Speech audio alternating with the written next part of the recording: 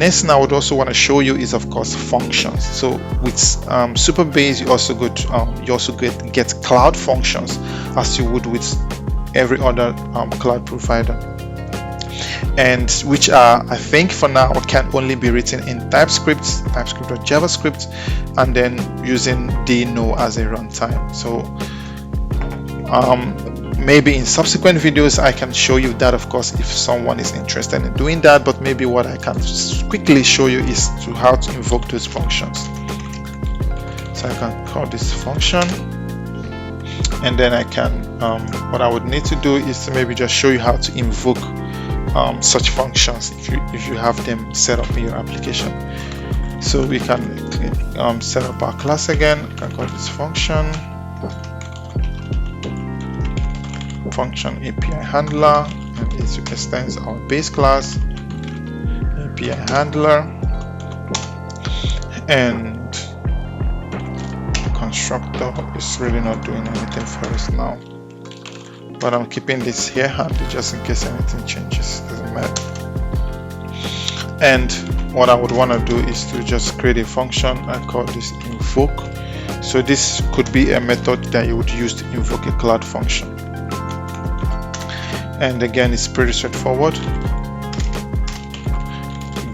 We await this that get clients and functions, and we call the invoke method, and now we can provide function name, and I can provide that here. Function name, of course, should be a string.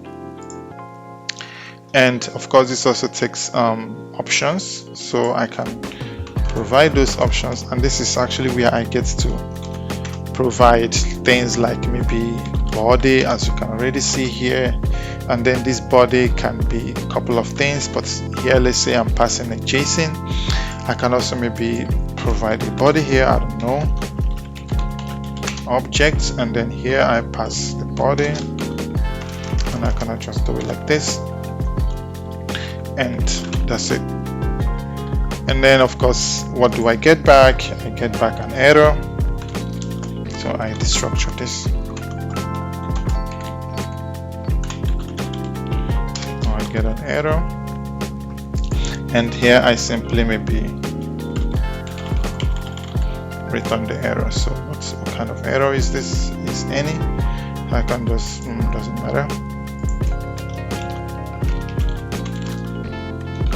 I can just return it, doesn't matter. And that's just one easy, quick way you could invoke a cloud function. So let's say you have a function created named Tony, and this is just one quick way you could invoke that function.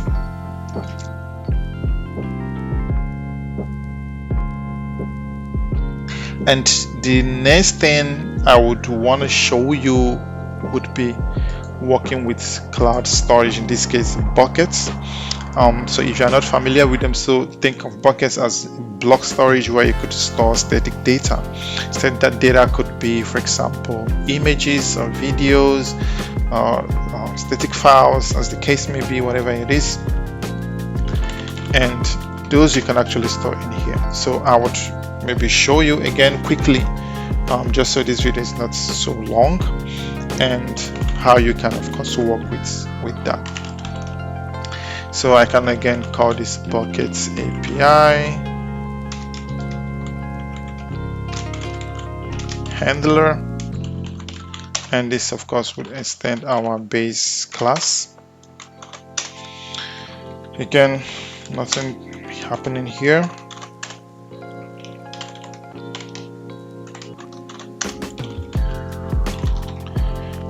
Nothing really happening here.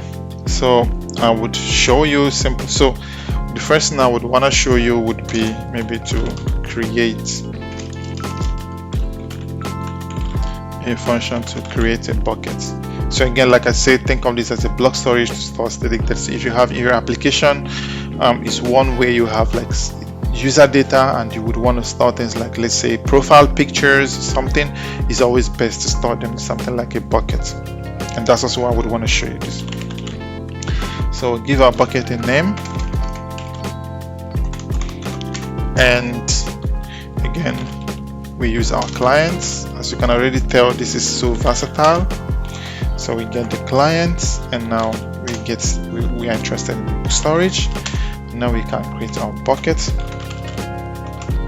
and we can also provide some options. So here you have a couple of options to define, for example, if a bucket is going to be public or not.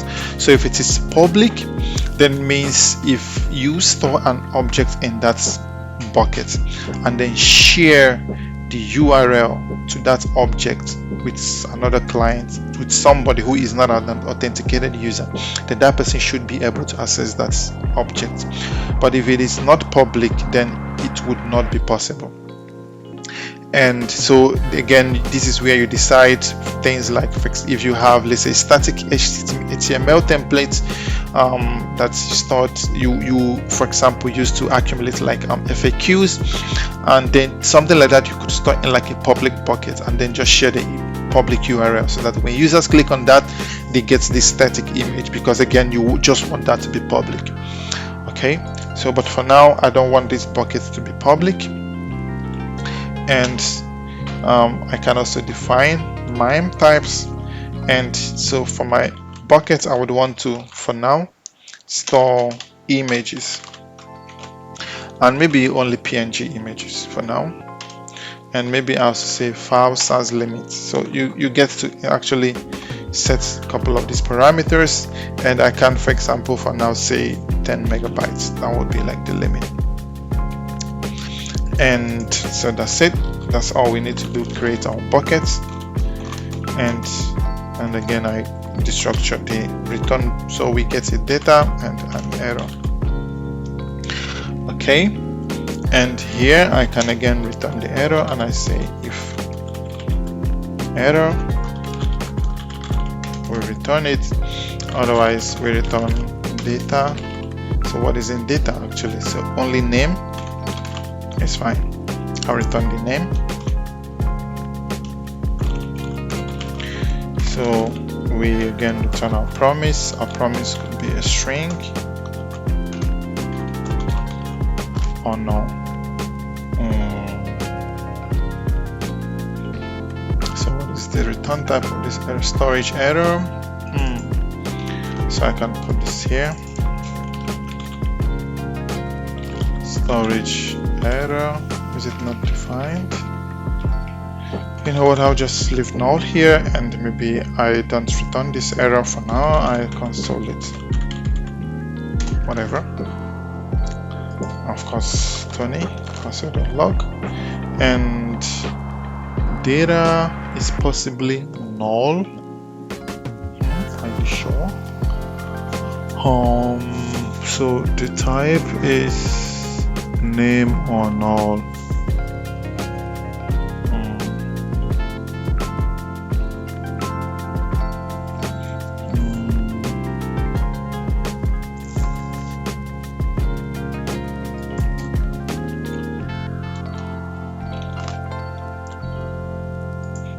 Can we do it like this? Okay. And that's all we need to do to create a new bucket. And of course, to actually get the buckets that we created, we can use this always define const get bucket. We try to not define all possible methods, but just the ones I think might be useful for you. So await this dot get client, and again we use our storage, we get buckets or provide buckets. Really as simple as that. And so again we get two things. So we get our data and we get error. And again, so what if I just decide to return one thing? So here I can say if there is an error in creating the bucket, and maybe I return no, something like this. And so that way I will always know if something was actually returned or if it was successful. So I can also do same here. So if it try to fetch the bucket and then it's not successful, then I return this. Otherwise, I return the actual data that you got back. And what is the type? So again, promise. So either get a bucket or I get no. That's it. And so what else would I want to show you? So maybe delete a bucket, for example. That's something that could be useful if you want to delete it.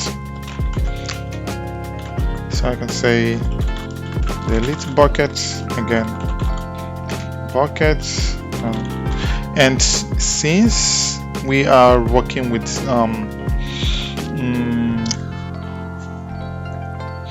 the buckets, and I think we would always need to provide this bucket. Maybe what I would want to do is to shade this here. Of course, I can define a private bucket, and then this would again take a bucket, of type string.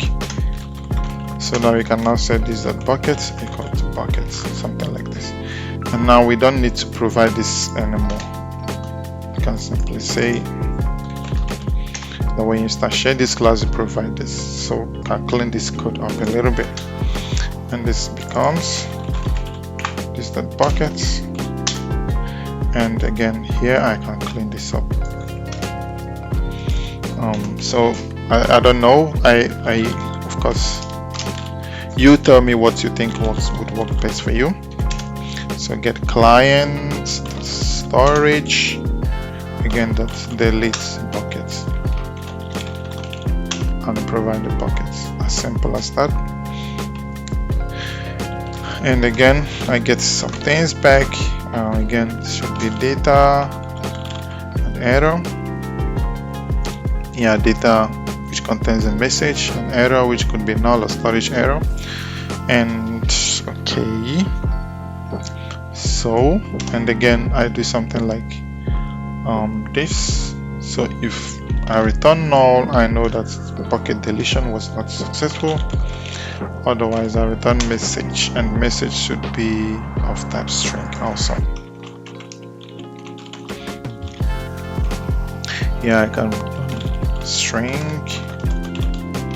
Oh no, as simple as that. So we can create, we can fetch what we created, and we can of course delete it. And so let's get to the interesting part, of course, I know you would want to know. So that would be like the upload of files.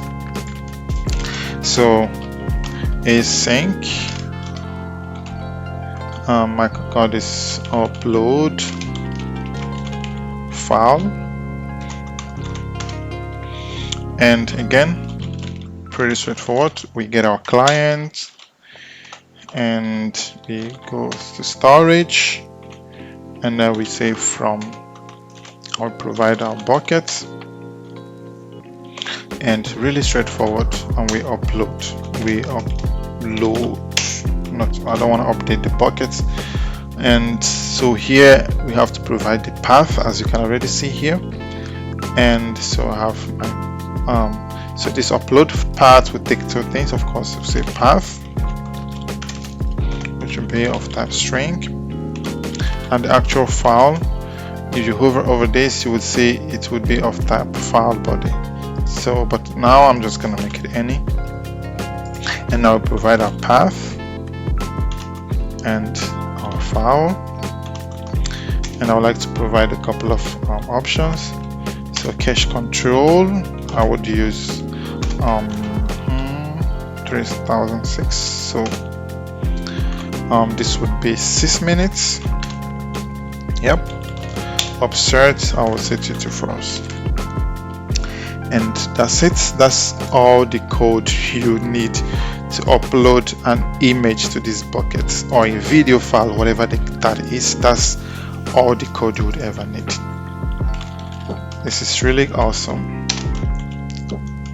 And so here again we get data or error, and again I would like to do something like this. So If this is the case, return this. Otherwise, I return what is in data path.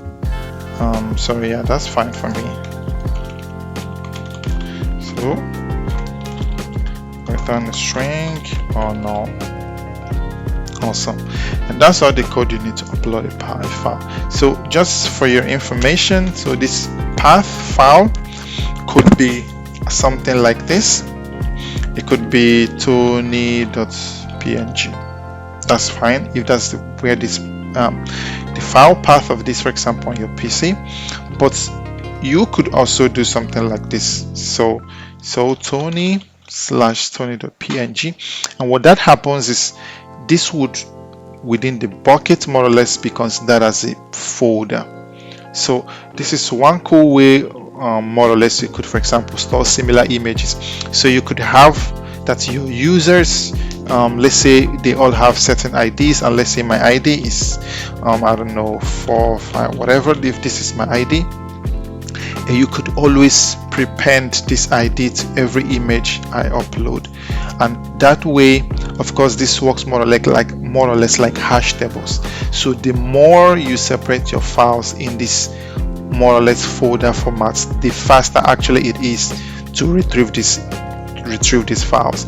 So it's of course good practice to always do something like this, and not just dump all your images, of course, in the same more or less the root folder, and then everything will get all jumbled up. But if you use this kind of tactics, if you have like, I don't know, 1,000 users, you have 1,000 folders, and then that way if I want to retrieve this, I just go to this folder and then get this. Pretty straightforward. So keep that in mind when you're working with this. And what else do I want to do? So what if I want to retrieve this file? So I create another function. I can call this get file, something like this. And here I again need to provide a file. I can simply call this path, and this path will be a string. Again, pretty straightforward. So get client, storage from, these are buckets, and you can just call this download method, and we provide this file path. Again, if this is the image you want to download, then you can always provide this full path again, and then you can download this image. And so we await this, and then again, like usual, we get two things back. So we get back again our data, an error, something like this. And again, I'm going to do something like this. I want to see what is contained in data.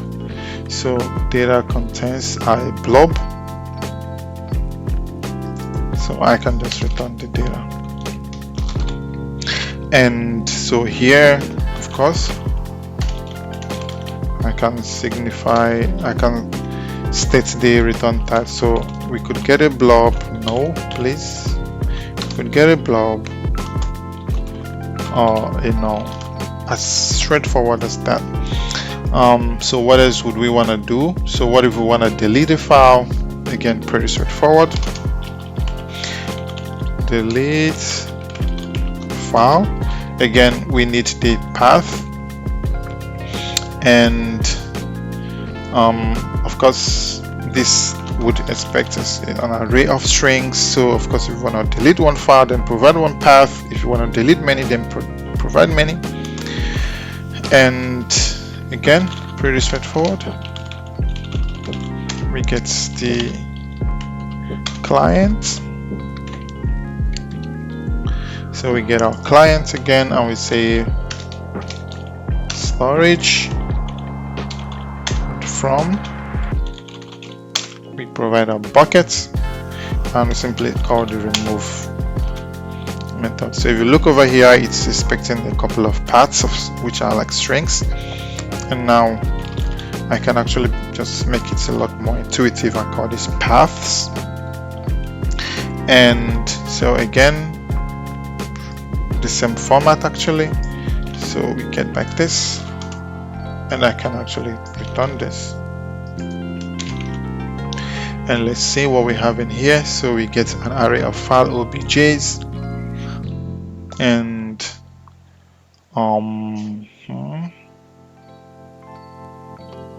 do we really need that?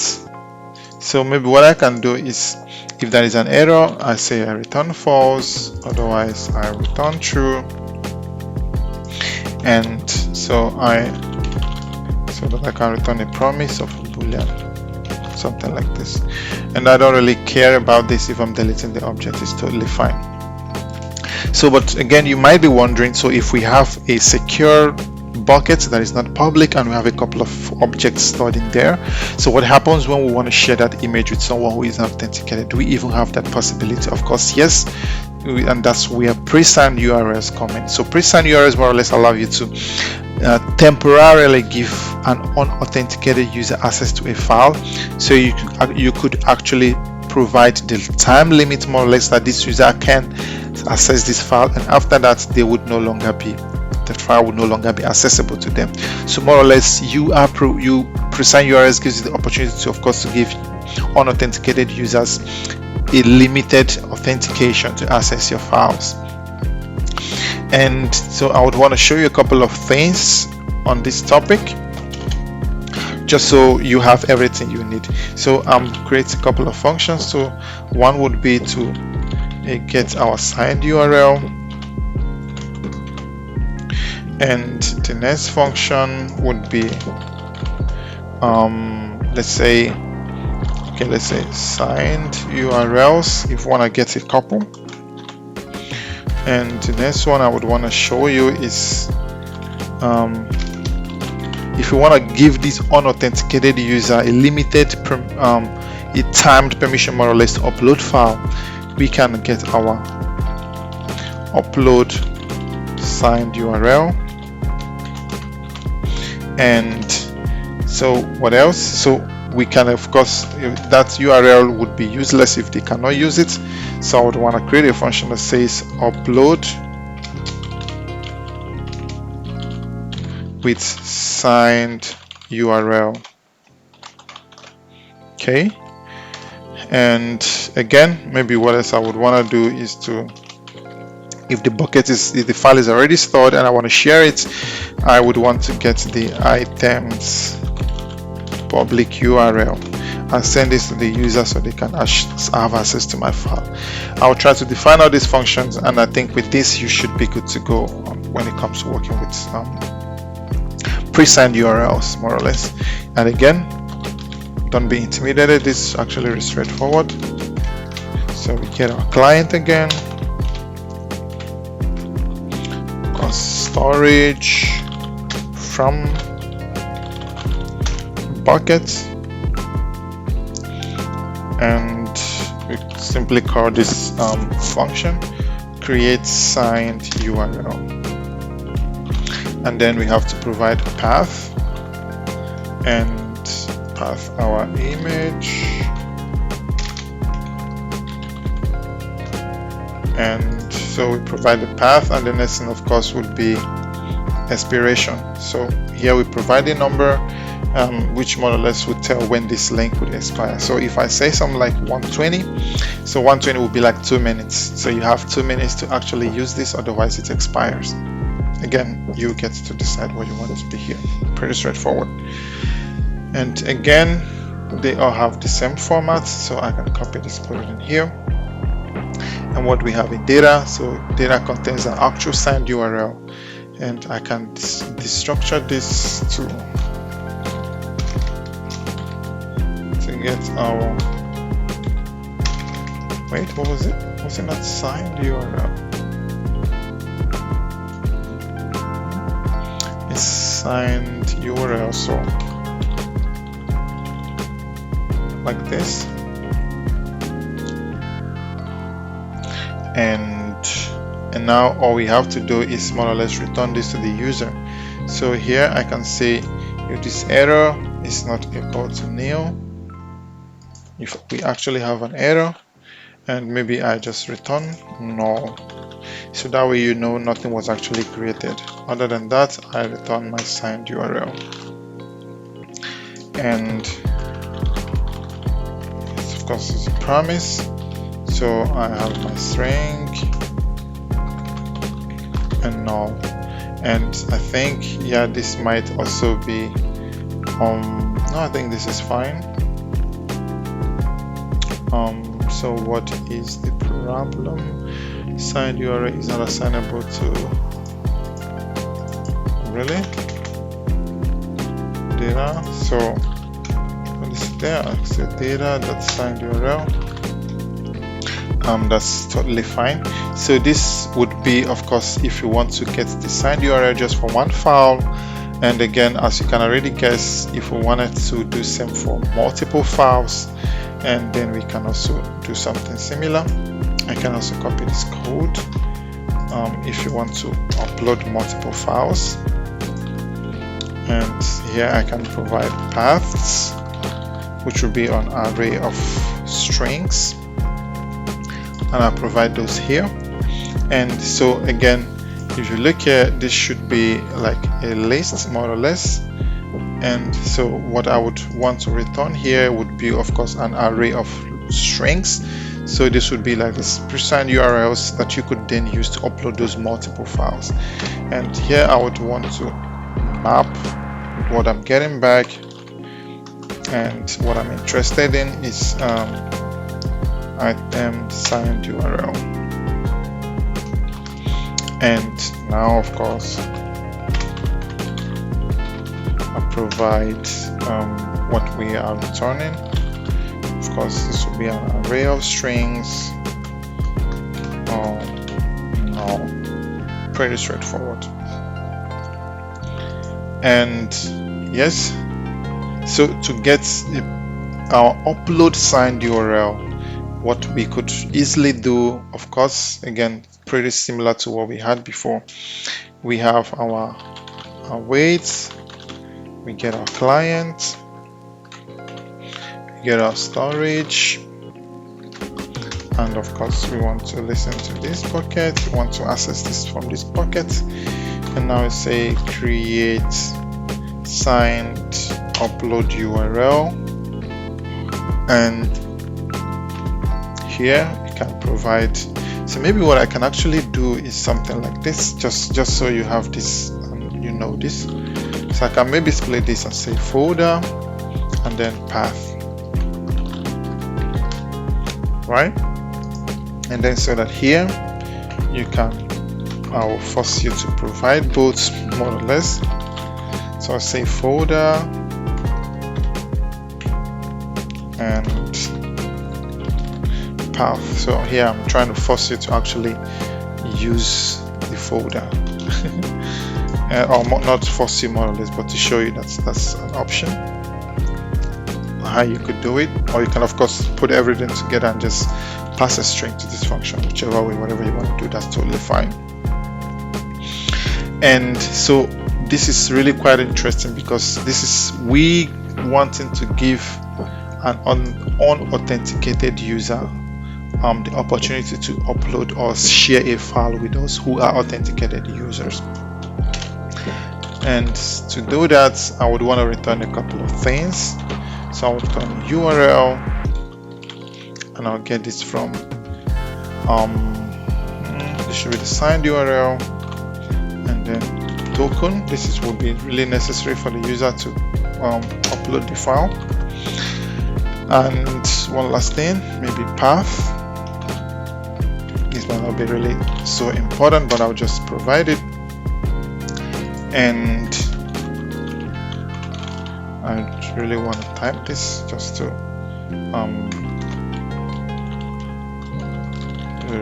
this is string, token, the string, path is a string.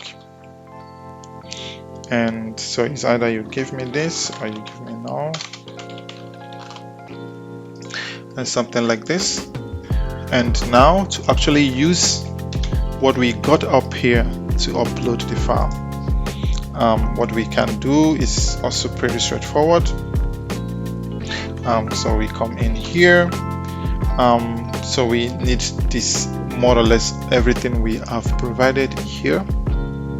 So I can actually copy this and put it here. So we need the URL, we need the token, and we need the path. And wait, we get clients, storage, provider, bucket, upload, and I will say upload to signed URL. And again, what could we do? So we could, of course, part our path, and now we need the token, and we need the actual file. And again, I'm just probably gonna make this any for now. Okay, so here I provide the file, and I think that's more or less it. Do we? Yes, that's it. So if I hover over this, so we have the path, token, and file body. And we can also, let me see what options we could provide. Let's see.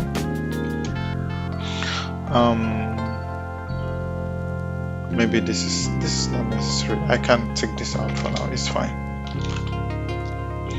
And again, we get back to things like before. So I can also just put those up here. Again, we can handle it like we handled the other one, but I would leave this for you more or less to finish it up. Again, it's also pretty straightforward. And then of course, if we already have this file uploaded and everything, and then we want to share this to our user, and now we can of course say this, let's get our client, so the storage from